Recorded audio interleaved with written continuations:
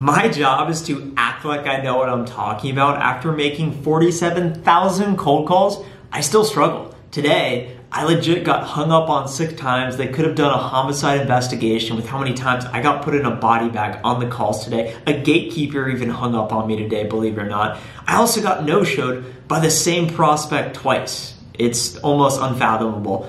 A lot of people on this platform talking about sales want to make it so big so that they can sell you a course so that they don't have to do sales anymore. And the rest of the people don't actually do sales, but talk like they do sales. I am in the trenches with you each and every day. Today was a really tough day for me, so I want to talk about, is cold calling still worth it? And I'm talking from firsthand experience. It's normal to not feel like cold calling.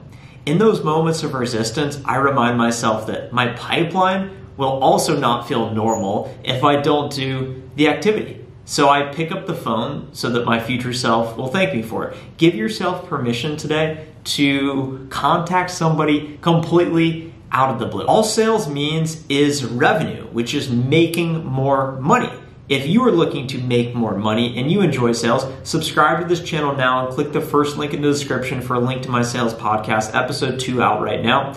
As you think about your life right now, you most likely have goals, you have desires, you want to buy a car, you want to buy a house, you want to go on a vacation, you want to buy your girlfriend, boyfriend, whatever gift. It could be anything.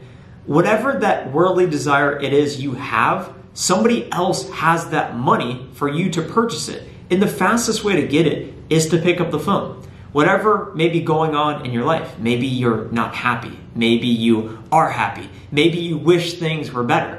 All of the answers are on the other end of picking up your phone. So pick up the phone and make so many calls that it fixes the rest of your life. My experience making 47,000 cold calls is whenever I have a problem, I come to the office, I pick up the phone, and usually that is a short-term answer for everything. I zone out, I make the calls, I set up the meetings, I hopefully qualify pipeline, and then revenue shortly follows, and that is what pays me in my pocket. As I think about my cold calling process today, I want to share exactly what I do, because a lot of you who are wondering, is cold calling worth it? Once you get to the place in your head, okay, it is worth it, I accept, and the defining moment for me was accepting. Cold calling is never going away. No matter how high you go up in the corporate ladder, no matter how many businesses you start, no matter how much money you make, cold calling is never going away. It is the most direct, fastest way to communicate with someone, to speak in live time, get their commitment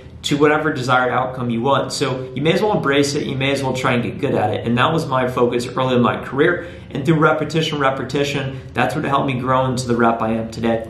As I think about cold calling as an account executive, a lot of people think you promote from SDR to account executive and you don't have time to prospect or you don't need a prospect. You absolutely need a prospect. That's why I got hung up on 6 times a day, because I made 80 to 100 calls. I made a lot of calls. So what I do is I think about prospecting. It's all about deal size right now. For me, it's all about deal size. When I first started, it was all about warmth. Where are the interesting moments? Where are the lost opportunities? Where's the low-hanging fruit? That is the shortest path for me to go from where I'm at to set up a meeting. And what I've realized over time is oftentimes those meetings aren't the best meetings. So what you want to do is begin with the end in mind and recognize that I want to close revenue because that will change my life. Who has the most money? You got to go swim in the biggest pools. And it's the biggest accounts with the most revenue, the most employee count. Those are the most qualified accounts to purchase your solution. At that point, ask yourself, who is your buyer persona? Is it the VP of HR? Is it the CIO? Is it the director of sales? Write down on a piece of paper, this is a follow-up, write down what do they care about and how does your solution make their business better and how are you going to get them to rethink their approach, because you need to provide them with an insight, something they care about in order to captivate their attention to set up the initial meeting. That's really important as well.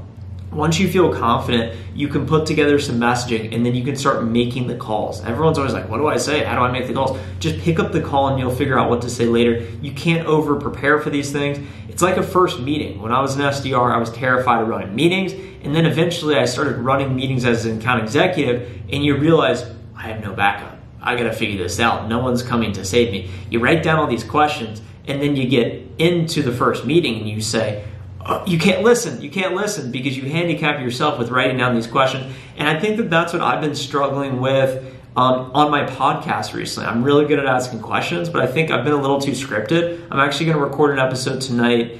It's going to be a banger episode. The guy lives in San Francisco, been at multiple unicorn companies, and we're just going to flow tonight. I'm going to do my best to flow, be in the moment, listen, respond accordingly. And it's the same thing in sales. You need to listen so that you can identify where are the opportunities. And to pull this back to cold calling, you need to listen for the opportunities, because if your ears are not open to the ground listening, you will miss it. So if your prospect says on the phone, yeah, this is something we care about, this is important this year. Oh, well, it sounds like this is important for you. Let's set up an initial meeting to talk about it. And then as you think about the actual practice of cold calling, block off time on your calendar, cold call in the mornings, cold call in the afternoons. And the data point I like to share is that there's 5 business days a week, and the mornings and the afternoon are usually the prime go-to calling blocks. So you have 10 calling blocks in a week. And if you decide Monday mornings, hey, people aren't ready, I'm not going to call. Friday afternoons, oh, I'm going to go to happy hour early, and you don't call, that's 20% of your total capacity that you are not calling when your competition is. So that's the fastest way to separate yourself in cold calling once you decide it's worth it, once you know what to do. And it's actually doing it morning, afternoon. Make your 80 to 100 calls if you're an SDR. Make your 30 to 50 calls as an account executive, and you do it every day. And you may have a really tough day like I had today, getting hung up on multiple times. But over the course of 1,000 calls, the averages will always revert back to the mean. And that's how it's worked for me for 47,000 cold calls. Nothing's changed. It's the same story. If you enjoyed today's video, hit that like button below right now. It really helps the channel. Subscribe if you haven't already. I'd also really appreciate it if you're still with me. Go subscribe to Sales Prestige. I want it to be at 1,000 subscribers, more than I want Oxygen right now. So go run up the numbers there. The more we run up the numbers, the more engagement, the bigger, the better guests we can deliver to you, the more value, the more insightful conversations. It's going to be so big, believe me, just wait for it. Thanks again for the support. I'll talk to you in the next video. Good luck with your calls today. Contact someone out of the blue. Bye.